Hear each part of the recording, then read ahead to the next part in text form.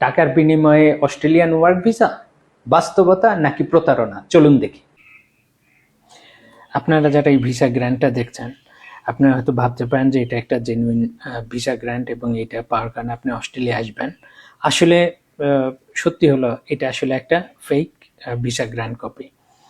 কেন ফেক বলছি দেখেন, এখানে ফরম্যাটে ঠিক নাই। ডিআর এবং এমডি দুইটার ফরম্যাট আলাদা। ইমিগ্রেশনে এই ধরনের ফরম্যাট চেঞ্জ আসে না। তারপরে এখানে যে ভিসার নামকরণটা করা হয়েছে, আসলে এই নামকরণটা ঠিক নাই। কারণ কি ভিসার এই নামটা এখন চেঞ্জ হয়ে গেছে। কি নাম হয়েছে আমরা এটা বলবো না, কারণ কি স্ক্যামাররা আরও বেশি সাবধান হবে। তারপরে ভিসা কন্ডিশনস যেগুলো এখানে দেয়া আছে, এগুলো আসলে স্টুডেন্ট ভিসার কন্ডিশন, এগুলা এই 482 ভিসার কন্ডিশন না। তারপরে দেখেন কান্ট্রি অফ পাসপোর্ট, এখানে নামটা লেখা আছে বিডি বা শর্ট ভার্সনে। আসলে ইমিগ্রেশন এটাকে যদি লেখে এটা বাংলাদেশ লিখবে।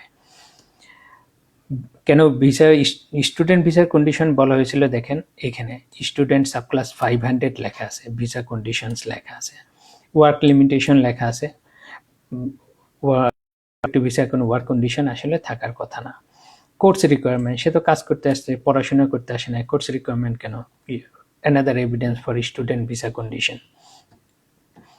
এবং এখানে যদি দেখেন সবার নিচে এখানে কেস অফিসারের এবং কার কাছে ইমেল আসছে সেটা দেয়া থাকার কথা।